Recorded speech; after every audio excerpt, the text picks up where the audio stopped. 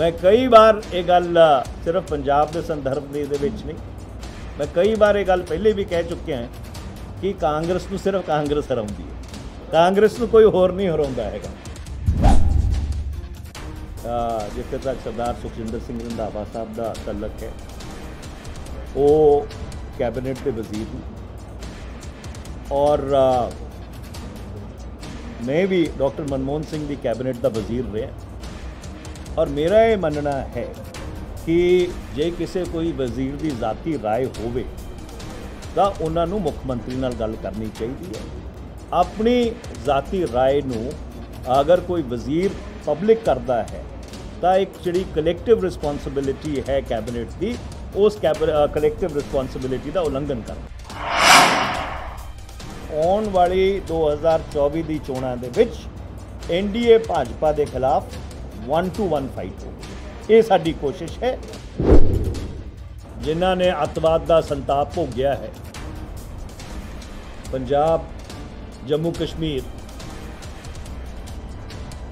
उन्हां सूबियां ते इस अफगानिस्तान की परिस्थिति का एक बहुत ही नकारात्मक प्रभाव पै सकता है। बहुत ही सत्कारयोग साडे MLA दत्ती साहब, बहुत ही सत्कारयोग साडे सारियां दे वरिष्ठ साथी जुगल किशोर शर्मा जी, साडे प्लैनिंग बोर्ड दे नवे बने चेयरमैन लकी जी, साडे यूथ कांग्रेस दे पुराने साथी, जदों मैं ऑल इंडिया यूथ कांग्रेस का प्रधान सी, साडे अमृतसर के जिला प्रधान से संजय जी, मेरे नाल आए पंजाब की वड्डी इंडस्ट्री के चेयरमैन पवन दीवान जी और इत्थे आए सारे पत्रकार साथियों, साडे DPRO साहब।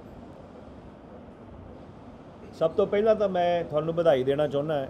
मैं सोचता सी कि मैं ही पंक्चुअल है, पर तुसी मेरे तो ज़्यादा पंक्चुअल हैगे हो, तो सारे तुसी बधाई दे पात्र हो। मैं कल श्री अमृतसर साहब आया सी और आने का मुख मकसद ये सी कि श्री हरमंदर साहब मत्था टेकना सी। मैं श्री आनंदपुर साहब की नुमाइंदगी करदा और श्री हरमंदर साहब और तख्त केसगढ़ साहब सिख धर्म के दो बहुत ही पवित्र स्थान ने। उस तो बाद असी दुर्गियाना मंदिर जाके नतमस्तक होए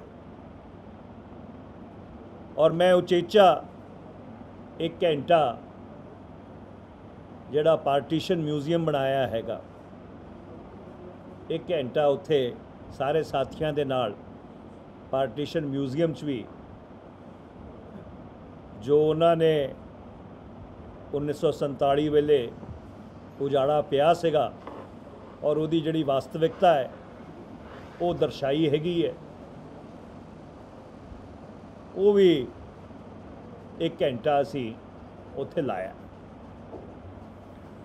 मेरी ये परंपरा है, क्योंकि मैं मुल्क का सूचना और प्रसारण मंत्री रहा कि जिथे भी जाना है जिहड़े साडे पत्रकार साथी ने उन्हां दे भी ज़रूर दर्शन करदा है।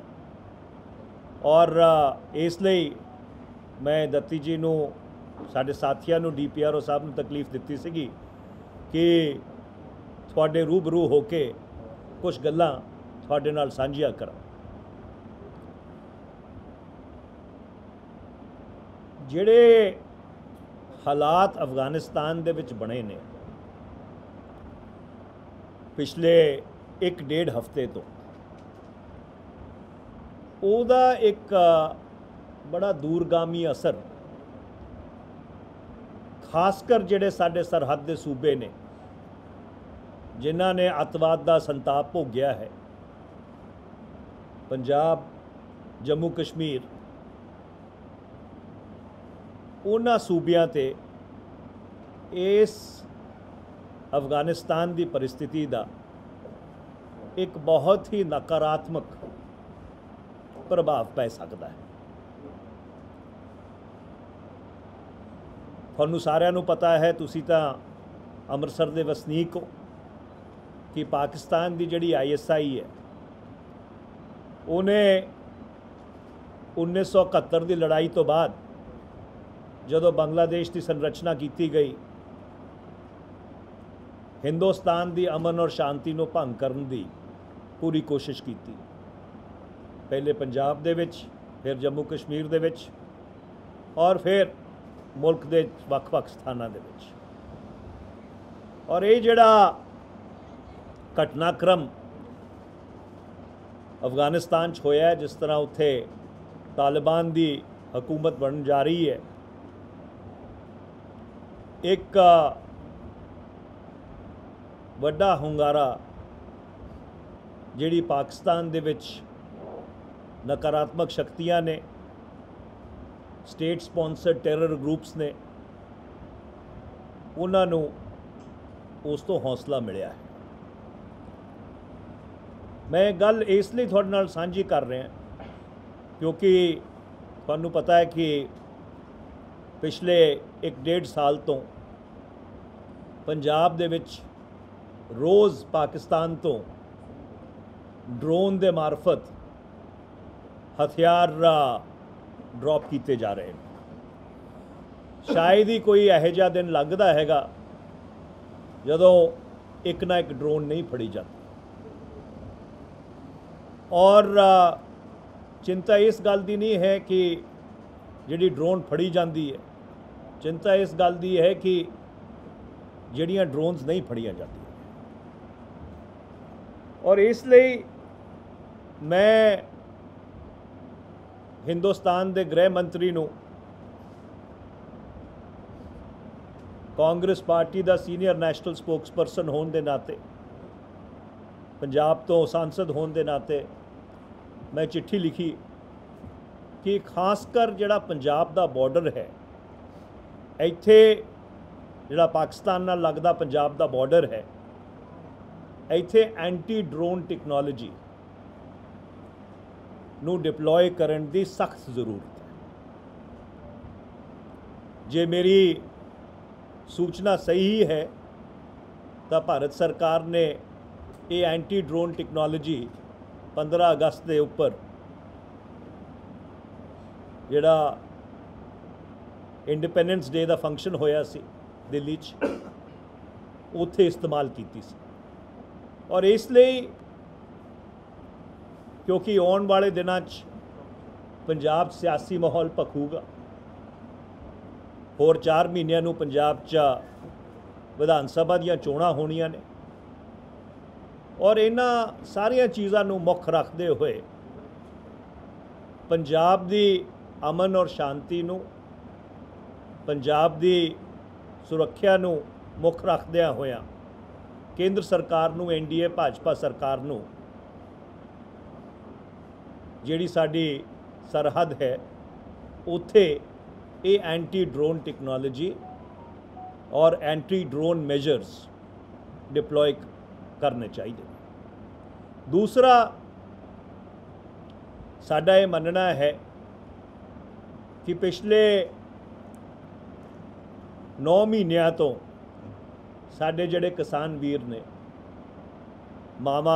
मातावां भैणां, बजुर्ग, छोटे बच्चे दिल्ली के बॉर्डर ते बैठे ने, ठिठुर दी सर्दी दे विच, तपदी गर्मी दे विच, कोविड की दूजी लहर दे विच उन्होंने अपना महासंग्राम जारी रखा। और केंद्र सरकार नूं उन्हां दी जिहड़ी गल है वो मननी चाहिए है। असी पंजाब दे जिहड़े 8 लोक सभा के नुमाइंदे हैगे, उन्हां सारियां ने इंडिविजुअली और कलैक्टिवली parliament they which bill move कीते सीगे ये काले कानूनां नूं रद्द करने वास्ते। पर जिवें तुहानूं पता है पूरा मॉनसून सत्र नहीं चलिया,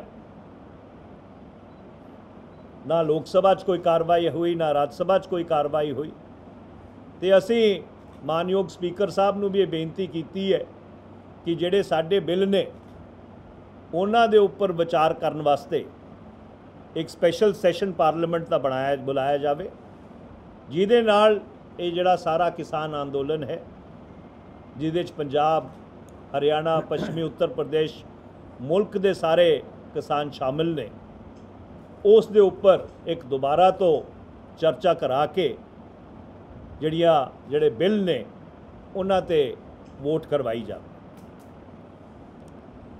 मेरे सिर्फ यही दो मुख मुद्दे सीगे जिहड़े मैं तुहाडे सामने रखना चाहुंदा सीगा।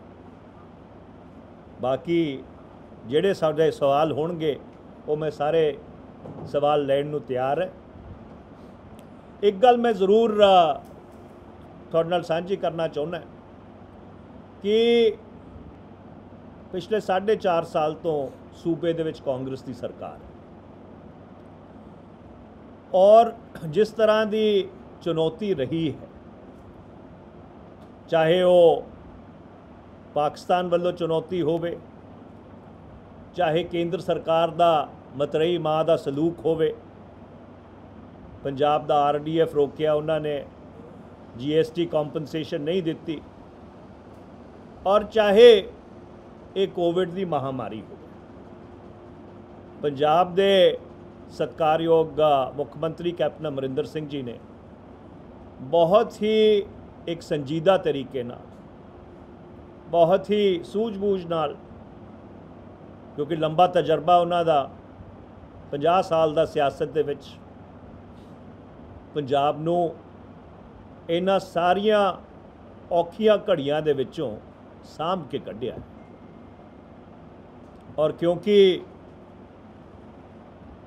4.5 महीने बाद पंजाब दे लोग, पंजाब दा आवाम एक बारी फिर तो अपनी नवी सरकार चुनेगा, मैं थोड़े राही जिहड़े साडा आवाम है, पंजाब दे लोग ने, उन्होंने ये बेनती करना चाहुंदा कि पंजाब नूं इस समा तजर्बे की लोड़ हैगी, राजनीतिक तजर्बे की लोड़ हैगी, पंजाब नूं संवेदनशीलता की लोड़ हैगी, पंजाब नूं इहो जी लीडरशिप चाहिदी है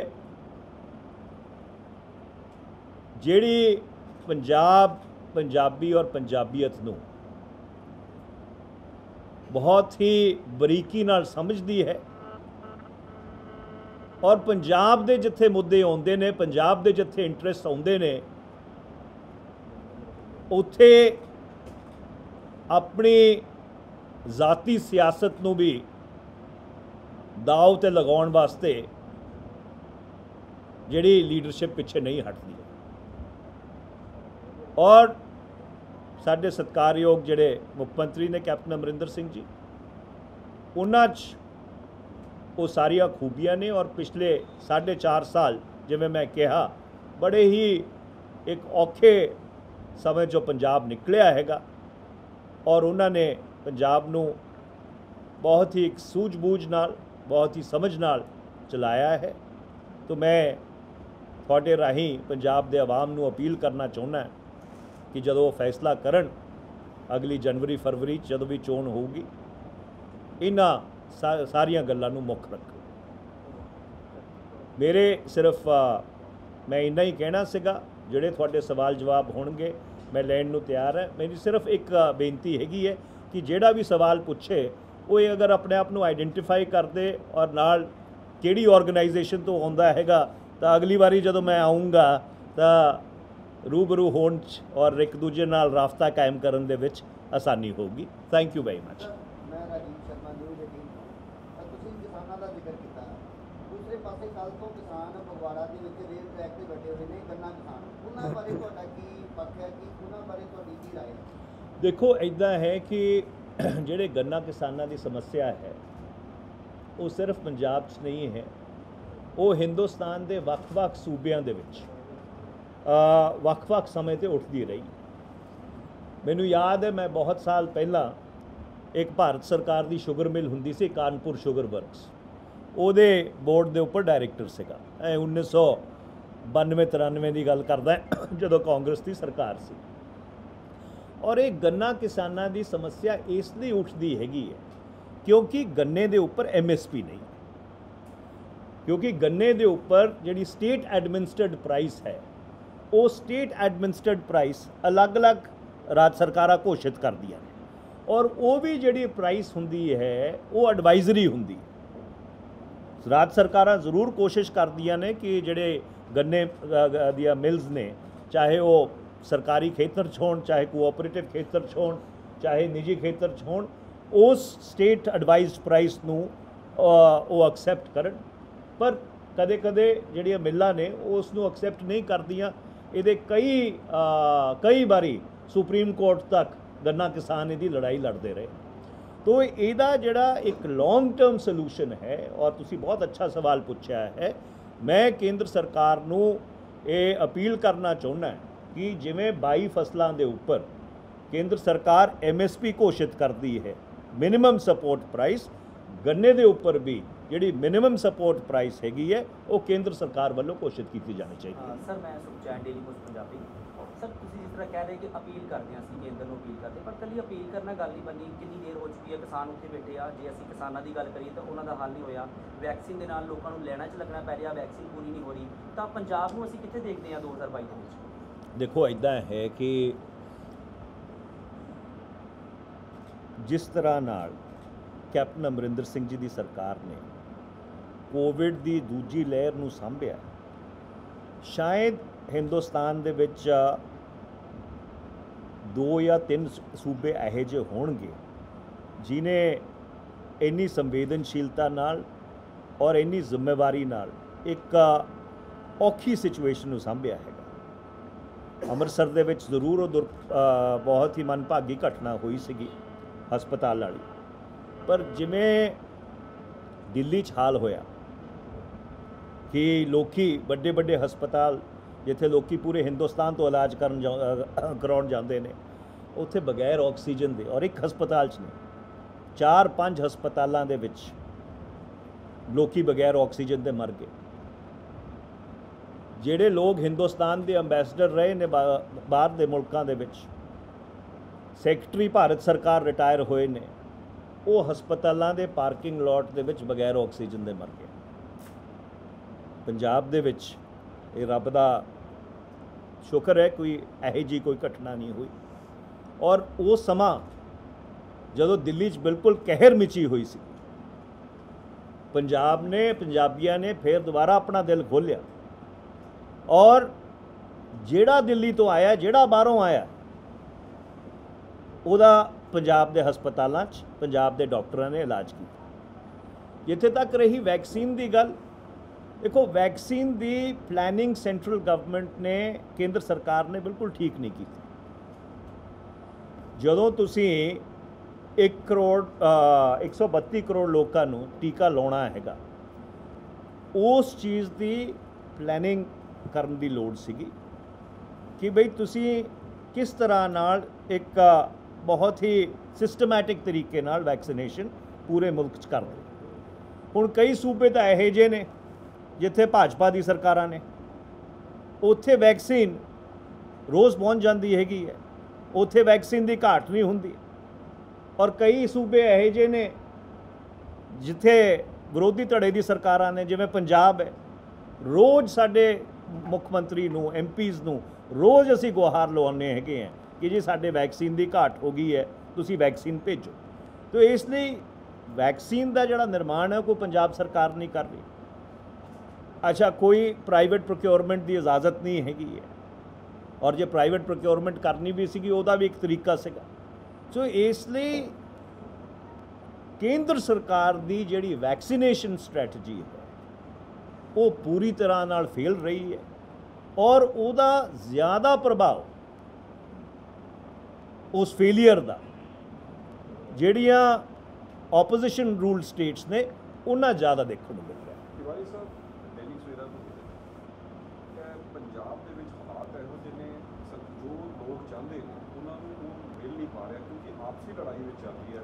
ਕੈਪਟਨ ਅਮਰਿੰਦਰ ਸਿੰਘ ਦੀ ਲੜਾਈ ਵੱਖਰੀ ਹੈ, ਨਵਜੋਤ ਸਿੰਘ ਸਿੱਧੂ ਨਾਲ ਹੈ, ਉਹ ਕੰਟਰੋਵਰਸੀ ਚੱਲ ਰਹੀ ਹੈ। ਲੋਕਾਂ ਤੱਕ ਉਹ ਜਿਹੜੀ ਸੀ ਉਹ ਨਹੀਂ ਮਿਲ ਪਾ ਰਹੇ? देखो मेरे आसे पासे दो बड़े वरिष्ठ साथी बैठे ने। जुगल जी नूं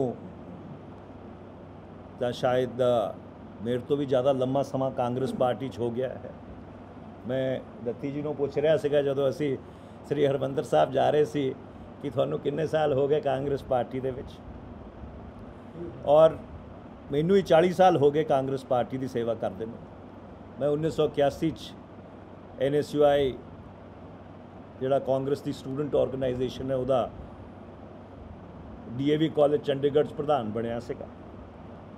ਔਰ ਮੈਨੂੰ ਪਿਛਲੇ 40 ਸਾਲ ਦੇ ਵਿੱਚ ਹਿੰਦੁਸਤਾਨ ਦਾ ਸ਼ਾਇਦ ਹੀ ਐਸਾ ਕੋਈ ਜ਼ਿਲ੍ਹਾ ਹੈ ਜਿੱਥੇ ਆਪ ਜਾਣ ਦਾ ਮੌਕਾ ਨਾ ਮਿਲਿਆ ਹੋਵੇ।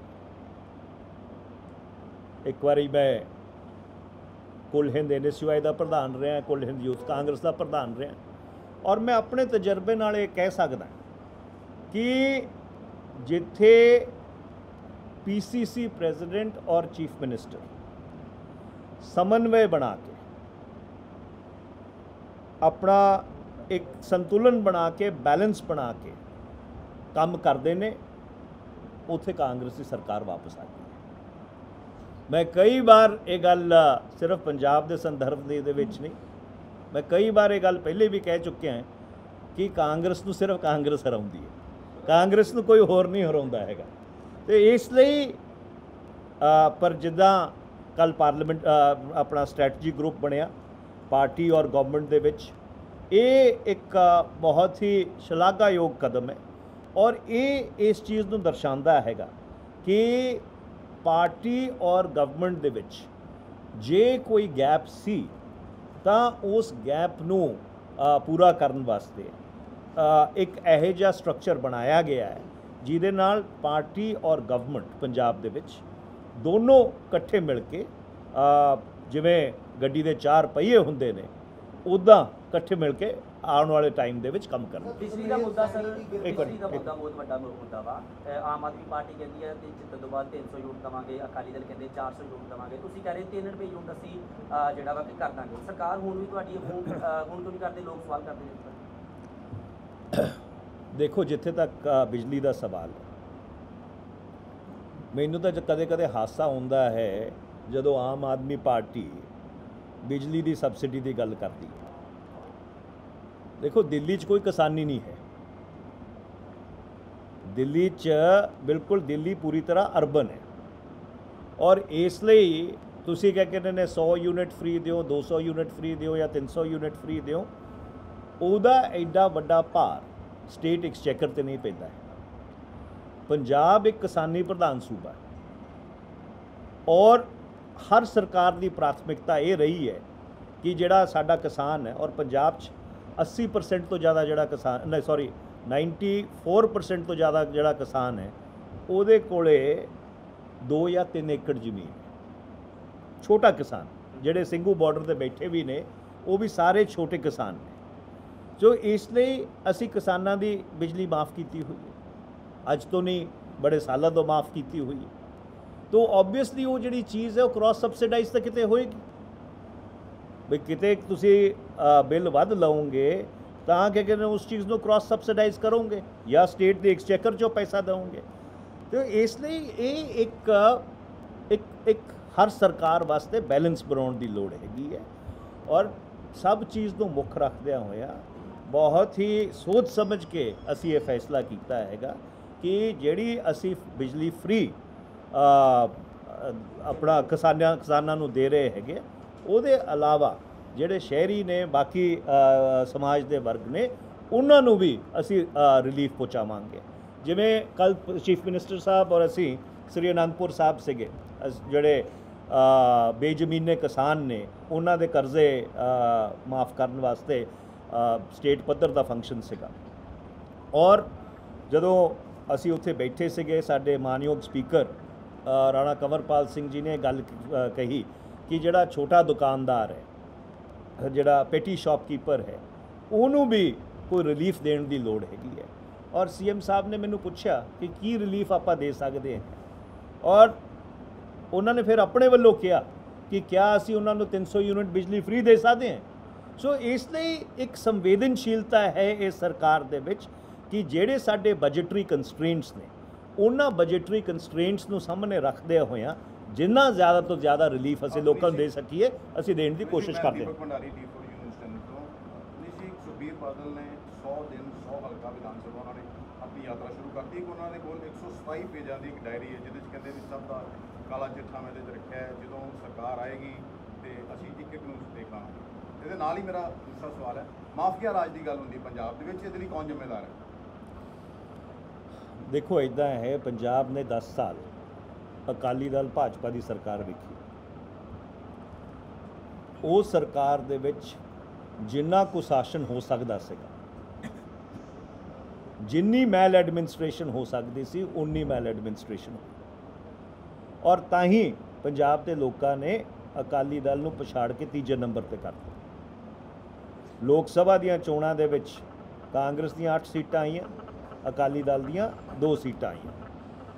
ਉਸ ਤੋਂ ਇਲਾਵਾ ਜਿੰਨੀਆਂ ਚੋਣਾਂ ਹੋਈਆਂ, ਚਾਹੇ ਪੰਚਾਇਤਾਂ ਦੀਆਂ ਹੋਣ, ਚਾਹੇ ਸੰਮਤੀ ਦੀਆਂ ਹੋਣ, ਜ਼ਿਲ੍ਹਾ ਪਰਿਸ਼ਦ ਦੀਆਂ ਹੋਣ, ਮਿਊਨਿਸਪਲ ਕਾਰਪੋਰੇਸ਼ਨ ਹੋਵੇ, ਮਿਊਨਿਸਪਲ ਕਾਉਂਸਲਸ ਹੋਵੇ, ਸਾਰੀਆਂ ਚੋਣਾਂ 95% ਤੋਂ ਜ਼ਿਆਦਾ ਕਾਂਗਰਸ ਨੇ ਜਿੱਤੀਆਂ ਨੇ। ਔਰ ਤੁਸੀਂ ਵੀ ਇਸ ਚੀਜ਼ ਦੇ ਚਸ਼ਮਦੀਦ ਗਵਾਹ ਹੋ ਕਿ ਅਕਾਲੀਆਂ ਦੀ ਜਦੋਂ ਸਰਕਾਰ ਸੀ ਕੋਈ ਚੋਣਾਂ ਥੋੜ੍ਹੀਆਂ ਹੁੰਦੀਆਂ ਸੀਗੀਆਂ, ਧੱਕਾ ਹੁੰਦਾ ਸੀਗਾ। ਆਪਣਾ ਪੁਲਿਸ ਨੂੰ ਪ੍ਰਸ਼ਾਸਨ ਨੂੰ ਮਿਸਯੂਜ਼ ਕਰਕੇ ਧੱਕਾ ਕਰਕੇ ਉਹ ਚੋਣ ਜਿੱਤਦੇ ਸੀਗੇ। ਪਿਛਲੇ 4.5 ਸਾਲ ਦੇ ਵਿੱਚ ਜਿੰਨੀਆਂ ਚੋਣਾਂ ਹੋਈਆਂ ਨੇ ਉਹ ਫ੍ਰੀ ਔਰ ਫੇਅਰ ਔਰ ਉਹਦੇ 'ਚ ਐਬਸੋਲੂਟਲੀ ਕੋਈ ਕਿਸੇ ਕਿਸਮ ਦਾ ਧੱਕਾ ਨਹੀਂ ਹੋਇਆ। ਇਹ ਕੀ ਦੱਸਦਾ ਹੈਗਾ? ਇਹ ਦੱਸਦਾ ਹੈ ਕਿ ਪੰਜਾਬ ਦਾ ਆਵਾਮ ਅਕਾਲੀ ਦਲ ਵੱਲ ਵੇਖਣ ਨੂੰ ਤਿਆਰ ਨਹੀਂ ਹੈ। ਚਾਹੇ ਸਰਦਾਰ ਸੁਖਬੀਰ ਸਿੰਘ ਬਾਦਲ, ਕਿਉਂਕਿ ਚੋਣ ਆ ਰਹੀ ਹੈਗੀ, ਉਹ ਦੌਰਾ ਤਾਂ ਕਰਨਗੇ, ਚਾਹੇ ਉਹ 100 ਹਲਕਿਆਂ ਦਾ ਦੌਰਾ ਕਰ ਲੈਣ, ਚਾਹੇ 117 ਹਲਕਿਆਂ ਦਾ ਦੌਰਾ ਕਰ ਲੈਣ, ਚਾਹੇ ਕੋਈ 127 ਪੇਜ ਦੀ ਡਾਇਰੀ ਦੀ ਗੱਲ ਕਰ ਲੈਣ ਜਾਂ 1127 ਪੇਜ ਦੀ ਡਾਇਰੀ ਦੀ ਗੱਲ ਕਰ ਲੈਣ, ਪੰਜਾਬ ਦੇ ਲੋਕ ਅਜੇ ਉਹਨਾਂ ਵੱਲ ਵੇਖਣ ਨੂੰ ਤਿਆਰ ਨਹੀਂ ਹੈਗੇ। ਔਰ ਮੈਨੂੰ ਜੋ ਲੱਗਦਾ, ਜਿਹੜੀ ਥੋੜ੍ਹੀ ਬਹੁਤ ਸਿਆਸੀ ਸਮਝ ਮੇਰੀ ਹੈ ਕਿ ਅਕਾਲੀ ਦਲ ਜਦੋਂ ਚੋਣਾਂ ਹੋਣਗੀਆਂ ਤੀਜੇ ਨੰਬਰ 'ਤੇ ਰਹਿਣ ਵਾਲਾ ਹੈ। ਤੇ ਮਾਫੀਆ ਰਾਜ ਦੀ ਜਿਹੜੀ ਗੱਲ ਆਪਣੇ ਸਿੱਧੂ ਸਾਹਿਬ ਨੇ ਵੀ ਸਵਾਲ ਉਠਾਇਆ ਸੀਗਾ, ਨਾਲੇ ਜਦੋਂ ਤੁਸੀਂ ਗੱਲ ਕੀਤੀ 4.5 ਸਾਲ ਪਹਿਲੇ ਲੋਕ ਇੰਨੇ ਤੰਗ ਆ ਗਏ ਸੀ, ਜਿੰਨੇ ਵਾਅਦੇ ਕਾਂਗਰਸ ਨੇ ਕੀਤੇ ਉਹਨਾਂ ਤੇ ਯਕੀਨ ਕੀਤਾ। ਸਿੱਧੂ ਸਾਹਿਬ ਨੇ ਹੀ ਸਵਾਲ ਉਠਾਏ, 18 ਸੂਤਰੀय ਕਾਰਜਕ੍ਰਮ ਦੇਣਾ ਪੈ ਗਿਆ ਹਾਈ ਕਮਾਨ ਨੂੰ ਕਿ ਸਾਡੇ ਕੋਲ ਅਸੀਂ ਲੋਕਾਂ ਕੋਲ ਕੀ ਲੈ ਕੇ ਜਾਵਾਂਗੇ ਕਿ ਅਸੀਂ ਕੋਈ ਕੰਮ ਵਾਅਦੇ ਪੂਰੇ ਕੀਤੇ ਹੀ ਨਹੀਂ ਹੈ। ਦੇਖੋ ਇੱਦਾਂ ਹੈ, ਕਾਂਗਰਸ ਦੀ ਸਰਕਾਰ ਇਸ ਦੇ ਬਾਵਜੂਦ ਕਿ ਕੇਂਦਰ ਸਰਕਾਰ ਮਤਰੇਈ ਮਾਂ ਦਾ ਸਲੂਕ ਕਰਦੀ ਰਹੀ ਹੈ ਔਰ ਪੰਜਾਬ ਸਰਕਾਰ ਨੂੰ ਫੇਲ ਕਰਨ ਦੇ ਵਿੱਚ ਫਾਈਨੈਂਸ਼ੀਅਲ ਸਕੁਈਜ਼ ਲਗਾ ਕੇ ਉਹਨਾਂ ਨੇ ਕੋਈ ਕਸਰ ਨਹੀਂ ਛੱਡੀ। ਇਹਦੇ ਬਾਵਜੂਦ ਅਸੀਂ ਜਿੰਨੇ ਵਾਅਦੇ ਆਪਣੇ ਮੈਨੀਫੈਸਟੋ ਦੇ ਵਿੱਚ ਕੀਤੇ ਸੀਗੇ, ਜ਼ਿਆਦਾ ਤੋਂ ਜ਼ਿਆਦਾ ਵਾਅਦੇ ਅਸੀਂ ਪੂਰੇ ਕੀਤੇ ਨੇ। ਔਰ ਜੇ ਤੁਸੀਂ ਕਹੋਗੇ ਤਾਂ ਮੈਂ ਮੈਨੀਫੈਸਟੋ ਇੱਕ ਦਿਨ ਨਾਲ ਲਿਆਉਂਗਾ ਔਰ ਉਸ ਮੈਨੀਫੈਸਟੋ ਦੇ ਵਿੱਚ ਤੁਹਾਨੂੰ ਆਪਣਾ 1 by 1 ਗਣਾਉਂਗਾ। ਮੁੱਖ ਮੰਤਰੀ ਜੀ ਨੇ ਬਿਆਨ ਦਿੱਤਾ ਸੀਗਾ that we have fulfilled 92% of our promises। ਸੋ ਇਹ ਗੱਲ ਬਿਲਕੁਲ ਸਹੀ ਨਹੀਂ ਹੈ ਕਿ ਅਸੀਂ ਆਪਣੇ ਮੈਨੀਫੈਸਟੋ ਦੇ ਵਾਅਦੇ ਪੂਰੇ ਨਹੀਂ ਕੀਤੇ। ਹਾਂ, ਜੇ ਕੋਈ ਵਾਅਦਾ ਪੂਰਾ ਨਹੀਂ ਹੋਇਆ ਹੈ, ਅਸੀਂ ਪੰਜਾਬ ਦੇ ਆਵਾਮ ਨੂੰ ਉਹਦਾ ਐਕਸਪਲੇਨੇਸ਼ਨ ਦੇਣ ਨੂੰ ਤਿਆਰ ਹੈਗੇ ਹਾਂ ਕਿਉਂ ਨਹੀਂ ਕੀਤਾ। ਔਰ ਜਦੋਂ ਸਾਨੂੰ ਇੱਕ ਵਾਰੀ ਫੇਰ ਲੋਕੀ ਆਸ਼ੀਰਵਾਦ ਦੇਣਗੇ, ਜੇ ਕੁਝ ਕੰਮ ਰਹਿ ਗਏ ਨੇ ਉਹਨਾਂ ਕੰਮਾਂ ਨੂੰ ਅਸੀਂ ਪੂਰੇ ਕਰਾਂਗੇ। ਮੋਦੀ ਗਵਰਨਮੈਂਟ ਸਾਰੀਆਂ ਗੱਲਾਂ ਤੋਂ ਭੱਜ ਕਿਉਂ ਰਹੀ ਹੈ? ਪੈਗਾਸਸ ਦਾ ਮੈਂ ਪੰਜਾਬ ਸਰ ਇਸ ਤਰ੍ਹਾਂ ਚੋਣਾਂ 222 ਦਿਨਾਂ ਦੇ ਵਿੱਚ 3-4 ਮਹੀਨੇ ਚਲੇ ਗਏ। ਅੱਜ ਤੱਕ ਕਾਂਗਰਸ ਨੇ ਜਿੰਨੇ ਵੀ ਪ੍ਰੈਜ਼ੀਡੈਂਟ ਸੀ ਕੋਈ ਸਿਲਪਾ ਸਲਾਹ ਸੀ, ਕੋਈ ਅੱਜ ਤੱਕ ਉਹ ਲਾ ਨਹੀਂ ਸਕੀ। ਗੱਲ ਕੀ ਸਮੱਸਿਆ ਕੀ? ਜਿਹੜੇ ਪ੍ਰੈਜ਼ੀਡੈਂਟ ਜਿਹੜੇ ਡਿਸਟ੍ਰਿਕਟ ਪ੍ਰੈਜ਼ੀਡੈਂਟ ਹੈ ਅੱਜ ਤੱਕ ਉਹ ਆਪਣੀ ਬੋਡੀ ਨਹੀਂ ਬਣਾ ਸਕੀ, ਤਾਂ ਕਿੱਦਾਂ ਚੁਣਾਵ ਲੜੇਗੀ? ਆਪਣੇ ਸਿਲਪਾ ਸਲਾਹ ਤੋਂ ਬਾਅਦ ਕਿੱਦਾਂ ਚੋਣ ਲੜ ਸਕਦੀ? ਦੇਖੋ, ਇਹ ਤੁਹਾਡੀ ਗੱਲ ਬਿਲਕੁਲ ਸਹੀ ਹੈ ਔਰ ਕਿ ਜਿਹੜੀ ਆਰਗੇਨਾਈਜੇਸ਼ਨ ਹੈ ਉਹਨੂੰ ਚੁਸਤ ਦੁਰਸਤ ਕਰਨ ਦੀ ਲੋੜ ਹੈਗੀ ਹੈ। ਕਾਂਗਰਸ AICC ਨੇ ਹੁਣ ਨਵੇਂ ਪ੍ਰਧਾਨ ਨੂੰ ਥਾਪੜਿਆ ਹੈਗਾ, ਸਰਦਾਰ ਨਵਜੋਤ ਸਿੰਘ ਸਿੱਧੂ ਸਾਹਿਬ ਨੂੰ। ਆਪਣਾ AC ਸ਼ਹਿਰ ਤੋਂ ਮੈਂਬਰ ਆਫ ਪਾਰਲੀਮੈਂਟ ਰਹੇ ਨੇ, ਇੱਥੋਂ MLA ਨੇ ਔਰ ਮੈਂ ਜ਼ਰੂਰ ਇਹ ਉਮੀਦ ਕਰਦਾ ਹਾਂ ਕਿ ਜਲਦ ਤੋਂ ਜਲਦ ਉਹ ਆਪਣੀ ਜਿਹੜੀ ਬਾਡੀ ਬਣਾ ਕੇ ਇਹ ਜਿਹੜਾ ਆਰਗੇਨਾਈਜੇਸ਼ਨ ਦਾ ਕੰਮ ਹੈ ਉਹਨੂੰ ਅੱਗੇ ਤੋਰਨਗੇ। ਕੰਮਾਂ ਦੀ ਗੱਲ ਕੀ ਕਹਿ ਰਹੇ ਹੋ ਕਿ ਸਾਰੇ ਵਾਅਦੇ ਪੂਰੇ ਕੀਤੇ ਸਰਕਾਰ ਨੇ ਬਰਗਾੜੀ ਮਾਮਲੇ ਦੇ ਦੋਸ਼ੀਆਂ ਨੂੰ ਸਜ਼ਾਵਾਂ ਹਾਲੇ ਤੱਕ ਨਹੀਂ ਦਿੱਤੀਆਂ ਤੇ ਇਲੈਕਸ਼ਨਾਂ ਬਿਲਕੁਲ ਨਜ਼ਦੀਕ ਨੇ। ਕੀ ਲੱਗਦਾ ਕਿ ਅੱਗੇ ਜਾ ਕੇ ਲੋਕਾਂ ਕੋਲੋਂ ਵੋਟਾਂ ਮੰਗਣੇ ਕੀ ਸੁਧਾਰ ਤੇ ਮੰਗੇ ਜਾਣਗੇ ਕਿਉਂਕਿ ਪਹਿਲੇ ਵਾਅਦੇ ਪੂਰੇ ਨਹੀਂ ਹੋਏ? ਦੇਖੋ, ਤੁਸੀਂ ਬਰਗਾੜੀ ਦਾ ਸਵਾਲ ਚੱਕਿਆ। ਬਰਗਾੜੀ 'ਚ ਦੋ ਅਲੱਗ-ਅਲੱਗ ਇਸ਼ੂਜ਼ ਨੇ। ਪਹਿਲਾ ਇਸ਼ੂ ਹੈ ਸੈਕਰੇਲਿਜ ਦਾ, ਬੇਅਦਬੀ, ਔਰ ਦੂਸਰਾ ਇਸ਼ੂ ਹੈ ਜਿਹੜੀ ਪੁਲਿਸ ਫਾਇਰਿੰਗ ਹੋਈ ਸੀਗੀ ਔਰ ਲੋਕਾਂ ਦੀ ਉਹਦੇ 'ਚ ਮੌਤ ਹੋ ਗਈ ਸੀ। ਜਿੱਥੇ ਤੱਕ ਬੇਅਦਬੀ ਦਾ ਸਵਾਲ ਹੈ, ਸੈਕਰੇਲਿਜ ਦਾ ਸਵਾਲ ਹੈ, ਉਹ ਕੇਸਿਸ ਬਾਦਲ ਗਵਰਨਮੈਂਟ ਨੇ CBI ਨੂੰ ਹੈਂਡਓਵਰ ਕੀਤੇ ਸੀ। CBI ਨੇ 2015 ਤੋਂ ਲੈ ਕੇ 2020 ਤੱਕ ਉਹਦੇ 'ਚ ਕੋਈ ਕਾਰਵਾਈ ਨਹੀਂ ਕੀਤੀ। ਜਦੋਂ ਕੇਸ ਪੰਜਾਬ ਸਰਕਾਰ ਨੇ ਵਾਪਸ ਲਿੱਤੇ ਤਾਂ ਪੰਜਾਬ ਸਰਕਾਰ ਨੇ ਉਹਦੇ ਚਾਰਜ ਸ਼ੀਟ ਦਾਖਲ ਕੀਤੀ। ਜਿੱਥੇ ਤੱਕ ਰਹੀ ਪੁਲਿਸ ਫਾਇਰਿੰਗ ਦੀ ਗੱਲ, ਉਸ ਪੁਲਿਸ ਫਾਇਰਿੰਗ ਦੇ ਵਿੱਚ, ਔਰ ਇਹ ਬਹੁਤ ਹੀ ਮੰਦਭਾਗੀ ਗੱਲ ਹੈ ਕਿ ਜਿਹੜੇ ਅਫਸਰ ਦੀ ਜ਼ਿੰਮੇਵਾਰੀ ਸੀਗੀ SIT ਦੇ ਵਿੱਚ ਕਿ ਉਹਦੀ ਇਨਵੈਸਟੀਗੇਸ਼ਨ ਕਰੋ, ਔਰ ਇਨਵੈਸਟੀਗੇਸ਼ਨ ਕਰਕੇ ਇਹੀ ਜੀ ਇਨਵੈਸਟੀਗੇਸ਼ਨ ਤੁਸੀਂ ਕੋਰਟ ਦੇ ਸਾਹਮਣੇ ਰੱਖੋ ਜਿਹੜੀ ਆਪਣੇ ਪੈਰਾਂ ਤੇ ਖੜੀ ਹੋ ਸਕੇ, ਉਹ ਇਨਵੈਸਟੀਗੇਸ਼ਨ ਉਹਨਾਂ ਨੇ ਨਹੀਂ ਕੀਤੀ। ਔਰ ਤਾਂ ਹੀ ਜਦੋਂ ਹਾਈ ਕੋਰਟ ਨੇ ਉਸ ਚਾਰਜ ਸ਼ੀਟ ਨੂੰ ਖਾਰਿਜ ਕੀਤਾ ਤਾਂ ਜਿਸ ਤਰ੍ਹਾਂ ਦੇ ਸਟ੍ਰਿਕਚਰਸ ਕੰਵਰ ਵਿਜੇਪਾਲ ਦੇ ਖਿਲਾਫ ਹਾਈ ਕੋਰਟ ਨੇ ਦਿੱਤੇ, ਜੇ ਉਹਨਾਂ ਨੂੰ ਆਪਣੀ ਇਨਵੈਸਟੀਗੇਸ਼ਨ ਤੇ ਯਕੀਨ ਸੀ ਤਾਂ ਉਹਨਾਂ ਨੂੰ ਸਰਕਾਰ 'ਚ ਰਹਿ ਕੇ ਉੱਚਤਮ ਨਿਆਂਲੇ 'ਚ ਉਹਨੂੰ ਚੁਣੌਤੀ ਦੇਣੀ ਚਾਹੀਦੀ ਸੀ। ਔਰ ਐਟਲੀਸਟ ਜੇ ਉਹਨਾਂ ਨੇ ਅਸਤੀਫਾ ਵੀ ਦੇ ਦਿੱਤਾ ਤਾਂ ਇੰਨਾ ਤਾਂ ਕਰਨਾ ਚਾਹੀਦਾ ਸੀਗਾ ਕਿ ਉਹ ਸੁਪਰੀਮ ਕੋਰਟ ਜਾ ਕੇ ਜਿਹੜੇ ਉਹਨਾਂ ਦੇ ਖਿਲਾਫ ਪਰਸਨਲ ਸਟ੍ਰਕਚਰ ਹਾਈ ਕੋਰਟ ਨੇ ਪਾਸ ਕੀਤੇ ਨੇ ਉਹ ਪਰਸਨਲ ਸਟ੍ਰਕਚਰ ਤਾਂ ਐਕਸਪੰਜ ਕਰਾਉਂਦੇ। ਸੋ ਇਸ ਲਈ ਜੇ ਬਰਗਾੜੀ ਦੀ ਇਨਵੈਸਟੀਗੇਸ਼ਨ ਅੱਜ ਦੁਬਾਰਾ ਕਰਨ ਦੀ ਲੋੜ ਪਈ ਹੈ, ਉਹਦੀ ਸਿੱਧੀ ਜ਼ਿੰਮੇਵਾਰੀ ਉਸ ਅਫਸਰ ਦੀ ਹੈ, कंवर विजय पाल कंवर विजय प्रताप। देखो इदा है कि स्पैशल इन्वेस्टिगेटिंग टीम बनी सी, वो स्पैशल इन्वेस्टिगेटिंग टीम दे विच वो जिहड़ी फायरिंग सीगी ਉਹਦੀ ਇਨਵੈਸਟੀਗੇਸ਼ਨ ਦੀ ਜ਼ਿੰਮੇਵਾਰੀ ਉਹਨਾਂ ਦੀ ਸੀ। ਉਹ ਆਪਣੀ ਇਨਵੈਸਟੀਗੇਸ਼ਨ ਟੀਮ ਨੂੰ ਕੈਰੀ ਨਹੀਂ ਕਰ ਸਕੇ ਨਾਲ, ਔਰ ਫਿਰ ਜੋ ਉਹਨਾਂ ਨੇ ਚਾਰਜ ਸ਼ੀਟ ਦਾਖਲ ਕੀਤੀ ਉਹ ਹਾਈ ਕੋਰਟ ਨੇ ਬਿਲਕੁਲ ਡੈਫੀਸ਼ੀਐਂਟ ਪਾਈ। पंजाब सरकार ने दोबारा SIT बनाई हैगी है, दोबारा तो इन्वेस्टिगेशन हो रही है, और मैनू पूरी उम्मीद है कि ਜਿਹੜੇ दोषी ने उन्होंने दोषियों के खिलाफ कार्रवाई होगी, जल्द कार्रवाई होगी और उन्होंने सज़ा मिलेगी। ਸੁਰਿੰਦਰ ਰੰਧਾਵਾ ਨੇ ਕੀਤੀ ਡਿਮਾਂਡ ਕੀਤੀ ਵੀ DGP ਸੁਮੇਧ ਸਿੰਘ ਸੈਣੀ ਨੂੰ ਗ੍ਰਿਫਤਾਰੀ ਕਰਨ ਦੇ ਵਿੱਚ ਜਿਹੜੀ ਹੈ ਜਲਦਬਾਜ਼ੀ ਪਾਈ ਗਈ ਹੈ। ਅਤੁਲ ਨੰਦਾ ਨੂੰ ਤੇ ਜਿਹੜੇ ਅਫਸਰ ਜ਼ਿੰਮੇਦਾਰ ਹੈ ਇਹਨਾਂ ਦੇ ਖਿਲਾਫ ਕਾਰਵਾਈ ਹੋਵੇ। देखो इदा है कि जिथे तक सरदार सुखजिंदर सिंह रंधावा साहब का तलक है, वो कैबिनेट के वजीर ने, और मैं भी डॉक्टर मनमोहन सिंह की कैबिनेट का वजीर रहा, और मेरा ये मनना है कि जे किसी कोई वजीर की ज़ाती राय होवे तो उन्होंने मुख मंत्री नाल गल करनी चाहिए है।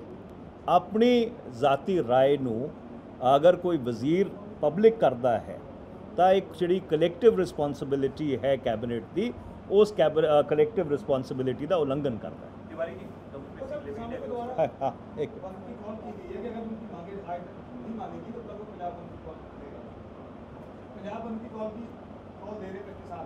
नहीं अपना केड़े जो काले कानून वाली कि गन्ना किसान वाली है। देखो इदा है कि पंजाब सरकार ने सदा किसानों की हमायत की। केंद्र सरकार साडे ते दोष लाउंदी है कि ये जड़ा किसान अंदोलन है ਉਹਦੀ ਹਮਾਇਤ पंजाब सरकार करती है, थापड़ा पंजाब सरकार का है, जबकि ये गल सही नहीं है। किसान अंदोलन एक ਇਹੋ ਜਿਹਾ अंदोलन है जिहदे च पंजाब के हर पिंड का वसनीक ਉਹਦੇ शामिल है। तो इसलिए जिथे तक गन्ना किसानों की भी गल हैगी है, मैनू ये पूरा भरोसा है कि पंजाब सरकार उन्हां दीआं मंगां नूं मुख रखदिआं होइआं कोई ना कोई ਇਹੋ ਜਿਹਾ रस्ता जरूर कढेगी जिहदे नाल उन्हां नूं संतुष्टि होगी ਔਰ ਉਹਨਾਂ ਦੇ ਜਿਹੜੇ ਬਕਾਏ ਨੇ ਜਾਂ ਉਹਨਾਂ ਦੇ ਜਿਹੜੇ ਬਾਕੀ ਡਿਮਾਂਡਸ ਨੇ, ਕਿਉਂਕਿ ਮੈਂ ਉਹਨਾਂ ਦਾ ਐਗਜ਼ੈਕਟ ਚਾਰਟਰ ਆਫ ਡਿਮਾਂਡਸ ਦੇਖਿਆ ਨਹੀਂ ਹੈ ਤਾਂ ਉਹ ਹਰ ਡਿਮਾਂਡ ਤੇ ਕਮੈਂਟ ਕਰਨਾ ਸਹੀ ਨਹੀਂ ਰਹੂਗਾ, ਪਰ ਜੋ ਵੀ ਉਹਨਾਂ ਦੀ ਡਿਮਾਂਡਸ ਹੈ ਮੈਨੂੰ ਇਹ ਪੂਰਾ ਭਰੋਸਾ ਹੈ ਕਿ ਪੰਜਾਬ ਸਰਕਾਰ ਕੋਈ ਨਾ ਕੋਈ ਇਹੋ ਜਿਹਾ ਰਾਹ ਲੱਭਣ ਦੀ ਕੋਸ਼ਿਸ਼ ਕਰੂਗੀ ਜਿਹੜੇ ਕਿਸਾਨਾਂ ਨਾਲ ਪੂਰੀ ਤਰ੍ਹਾਂ ਐਕਸੈਪਟੇਬਲ ਹੋਵੇ। ਤਿਵਾਰੀ ਜੀ ਪੰਜਾਬ ਦੀ ਗੱਲ ਕੀਤੀ ਜਾਵੇ, ਵਨ ਬਾਈ ਤਿਵਾਰੀ ਜੀ ਇੱਕ ਕੁਐਸਚਨ, ਪੰਜਾਬ ਦੀ ਗੱਲ ਕੀਤੀ ਜਾ ਰਹੀ ਹੈ, ਤੁਸੀਂ 4.5 ਸਾਲ ਦੇ ਮਸਲੇ ਦੀ ਗੱਲ ਕਰ ਰਹੇ ਹੋ ਕਿ 4.5 ਸਾਲ ਦੀ ਕੀ ਕਾਰਜਕਾਰੀ ਰਹੀ ਹੈ। ਅੱਜ ਪੰਜਾਬ ਦਾ ਇਸ ਤਰੀਕੇ ਦਾ ਮਾਹੌਲ ਹੈ ਕਿ ਹਰ ਇੱਕ ਵਰਗ ਜਿਹੜਾ ਧਰਨੇ ਤੇ ਬੈਠਾ, ਭਾਵੇਂ ਪ੍ਰਾਈਵੇਟ ਸੈਕਟਰ ਦੀ ਗੱਲ ਕਰਨੀ ਜਾਵੇ, ਭਾਵੇਂ ਸਰਕਾਰੀ ਮੁਲਾਜ਼ਮਾਂ ਦੀ ਗੱਲ ਕਰਨੀ ਜਾਵੇ, ਅੱਜ ਸਾਰੇ ਪੰਜਾਬ ਦੇ ਮੁਲਾਜ਼ਮ ਜਿਹੜੇ ਨੇ ਪੰਜਾਬ ਸਰਕਾਰ ਦੇ ਖਿਲਾਫ ਐਲਾਨ ਹੋ ਰਹੇ ਨੇ।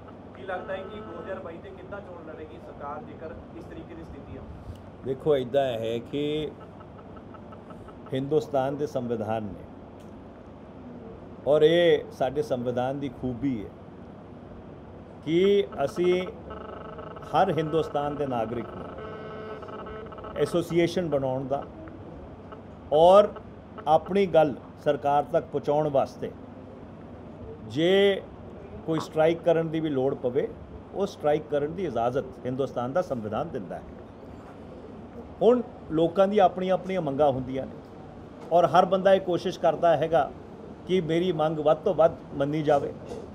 ਸਰਕਾਰ ਦੀ ਵੀ ਇਹ ਕੋਸ਼ਿਸ਼ ਹੁੰਦੀ ਹੈ ਕਿ ਉਹਨਾਂ ਦੀ ਜਿਹੜੀ ਮੰਗ ਹੈਗੀ ਹੈ ਜਿੱਥੇ ਤੱਕ ਹੋ ਸਕਦੀ ਹੈ ਉਹਨੂੰ ਜ਼ਰੂਰ ਅਕੋਮੋਡੇਟ ਕੀਤਾ ਜਾਵੇ, ਪਰ ਸਰਕਾਰ ਦੇ ਕੁਝ ਕੰਸਟ੍ਰੇਂਟਸ ਵੀ ਹੁੰਦੇ ਨੇ ਔਰ ਆਪਣਾ ਜਿਹੜੇ ਲੋਕ ਸਰਕਾਰ 'ਚ ਨੇ ਉਹ ਇਸ ਚੀਜ਼ ਨੂੰ ਸਮਝਦੇ ਨੇ।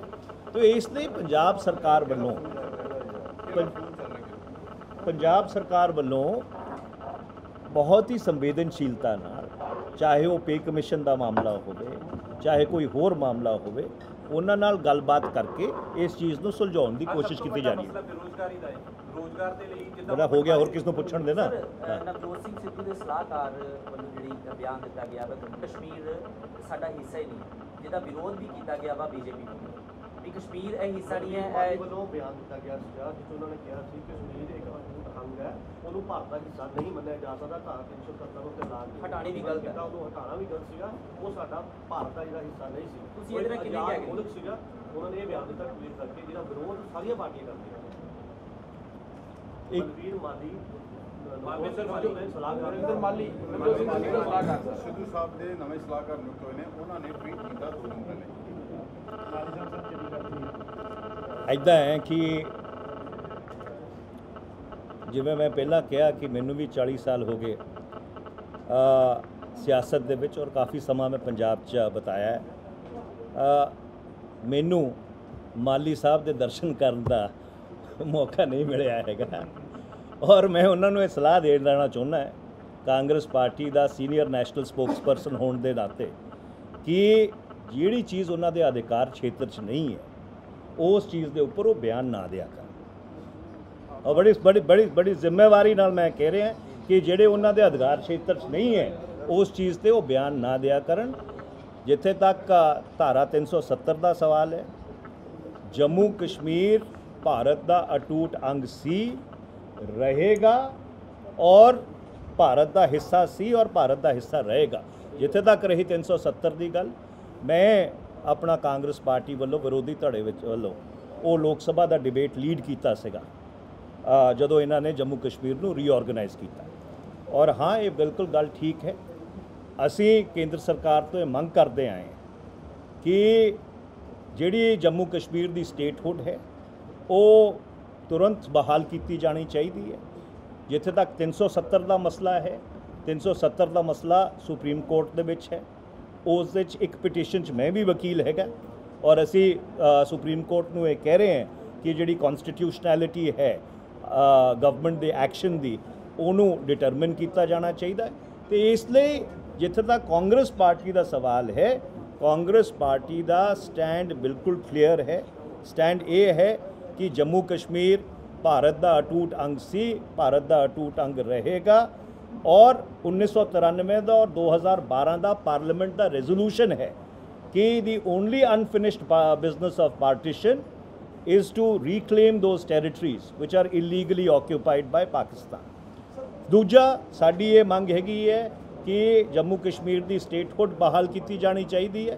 ਜਿੱਥੇ ਤੱਕ 370 ਦਾ ਸਵਾਲ ਹੈ, ਸਾਡਾ ਇਹ ਮੰਨਣਾ ਔਰ ਅਸੀਂ ਵੋਟ ਉਹਦੇ ਖਿਲਾਫ ਪਾਈ ਸੀਗੀ ਪਾਰਲੀਮੈਂਟ ਦੇ ਵਿੱਚ ਕਿ 370 ਦੀ ਜਿਹੜੀ ਕਨਸਟੀਟਿਊਸ਼ਨੈਲਿਟੀ ਹੈਗੀ ਹੈ ਉਹ ਸੁਪਰੀਮ ਕੋਰਟ ਨੂੰ ਡਿਟਰਮਿਨ ਕਰਨੀ ਚਾਹੀਦੀ ਹੈ ਔਰ ਹਰ ਜਿਹੜਾ ਜ਼ਿੰਮੇਵਾਰ ਕਾਂਗਰਸੀ ਹੈ ਉਹਨੂੰ ਜਿਹੜਾ ਕਾਂਗਰਸ ਦਾ ਆਫੀਸ਼ੀਅਲ ਸਟੈਂਸ ਹੈ ਉਹਨੂੰ ਪੜ੍ਹ ਕੇ ਉਹਨੂੰ ਮੁੱਖ ਰੱਖਦਿਆਂ ਹੋਇਆਂ ਬਿਆਨ ਦੇਣਾ ਚਾਹੀਦਾ ਹੈਗਾ ਔਰ ਉਹਨਾਂ ਮਸਲਿਆਂ ਤੇ ਬਿਆਨ ਨਹੀਂ ਦੇਣਾ ਚਾਹੀਦਾ ਜਿਹੜਾ ਉਹਨਾਂ ਦੇ ਅਧਿਕਾਰ ਖੇਤਰ 'ਚ ਨਹੀਂ ਹੈ। ਸੈਂਟਰ ਗਵਰਨਮੈਂਟ ਕਿਉਂ ਭੱਜ ਰਹੀ तमाम देखो जी ਪੈਗਾਸਸ ਦਾ ਮੁੱਦਾ ਹੈ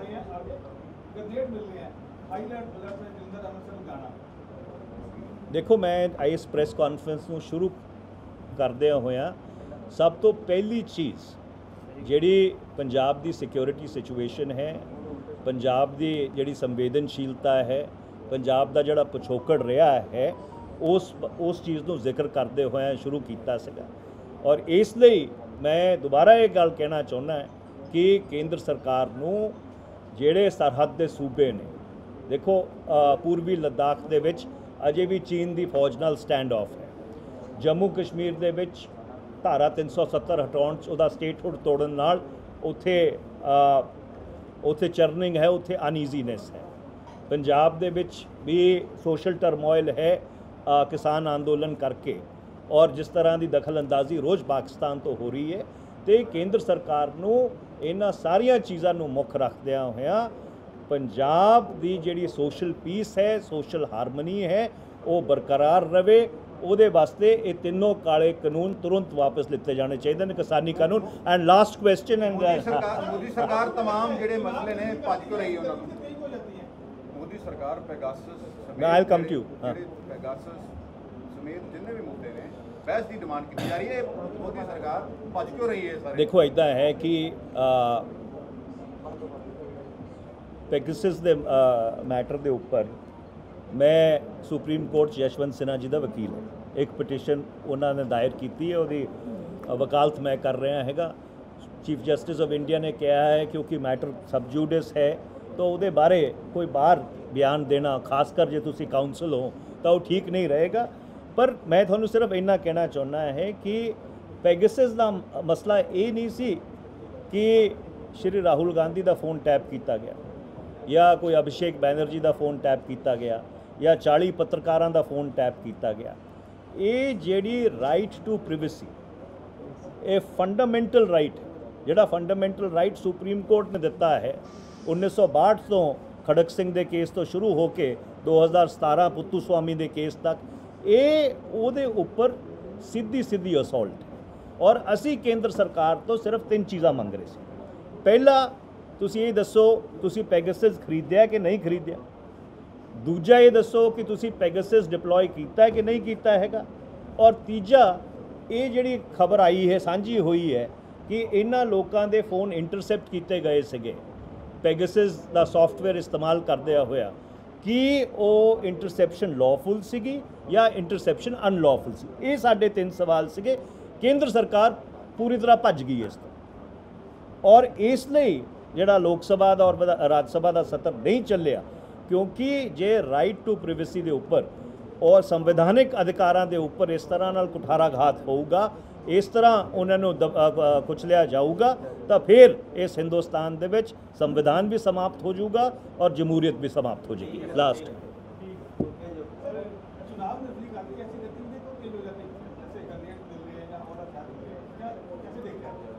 ਉਹਦਾ ਬਹੁਤ ਸਾਫ਼ ਕਾਰਨ ਹੈ ਕਿ ਜਿਹੜਾ ਸਾਡਾ ਪੜੋਸੀ ਮੁਲਕ ਹੈਗਾ ਜਿਹਨੂੰ ਅਸੀਂ ਫਰੈਨਮੀ ਕਹਿੰਦੇ ਹਾਂ ਪਾਕਿਸਤਾਨ ਉਹ ਖਾਸ ਕਰ ਪੰਜਾਬ ਦੇ ਵਿੱਚ ਔਰ ਜੰਮੂ ਕਸ਼ਮੀਰ ਦੇ ਵਿੱਚ ਜਿਹੜੀ ਅਮਨ ਔਰ ਸ਼ਾਂਤੀ ਹੈ ਉਹਨੂੰ ਭੰਗ ਕਰਨ ਦੀ ਕੋਸ਼ਿਸ਼ ਕਰਦਾ ਰਹਿੰਦਾ ਔਰ ਜਦੋਂ ਵੀ ਕੋਈ ਇਹੋ ਜਿਹੀ ਜਮਹੂਰੀਅਤ ਦਾ ਫੈਸਟੀਵਲ ਆਉਂਦਾ ਹੈ because elections are a festival of democracy ਉਹਦੇ 'ਚ ਵਿਘਨ ਪਾਉਣ ਵਾਸਤੇ ਉਹਨੂੰ ਭੰਗ ਕਰਨ ਵਾਸਤੇ ਉਹਨਾਂ ਦੀ ਗਤੀਵਿਧੀਆਂ ਤੇਜ਼ ਹੋ ਜਾਂਦੀਆਂ ਨੇ ਸੋ ਇਹਦਾ ਬੜਾ ਸਿੰਪਲ ਐਕਸਪਲੇਨੇਸ਼ਨ ਹੈ ਔਰ ਇਸ ਲਈ ਸਾਨੂੰ ਸਾਰਿਆਂ ਨੂੰ ਸਤਰਕ ਰਹਿਣ ਦੀ ਲੋੜ ਹੈ ਬਹੁਤ ਤੁਸੀਂ ਕੁਝ ਕਹੋਗੇ ਰੱਤੀ ਜੀ ਲਾਸਟ ਸਵਾਲ ਹੈ ਕਿ ਸੈਂਟਰ ਗਵਰਨਮੈਂਟ ਪੰਜਾਬ ਸੈਂਟਰ ਦੀ ਜਿਹੜੀ ਕਾਂਗਰਸ ਲੌਬੀ ਹੈ ਬਾਡੀ ਹੈ ਪੂਰੀ ਕਿਆ तमाम ਰੀਜਨਲ ਪਾਰਟੀਆਂ ਨੂੰ ਨਾਲ ਲੈ ਕੇ 2024 ਦੇ ਵਿੱਚ 19 ਦਲਾਂ ਨੂੰ ਜਾਂ 20 ਦਲਾਂ ਨੂੰ ਨਾਲ ਲੈ ਕੇ ਇਕੱਠੇ ਹੋ ਕੇ ਚੁਣਾਵ ਲੜੇਗੀ ਅਗੇਂਸਟ ਮੋਦੀ ਗਵਰਨਮੈਂਟ ਦੇਖਿਓ ਕੱਲ ਸ਼੍ਰੀਮਤੀ ਸੋਨੀਆ ਗਾਂਧੀ ਜੀ ਨੇ ਸਾਰੇ ਆਪੋਜੀਸ਼ਨ ਲੀਡਰਸ ਨੂੰ ਸੱਦਾ ਦਿੱਤਾ ਸੀਗਾ 19 ਪੋਲੀਟੀਕਲ ਪਾਰਟੀਆਂ ਨੇ ਉਹਦੇ ਵਿੱਚ ਸ਼ਿਰਕਤ ਕੀਤੀ और साडी कोशिश यही है कि आने वाली 2024 की चोणां दे विच NDA भाजपा के खिलाफ 1-to-1 फाइट हो, ये साडी कोशिश है।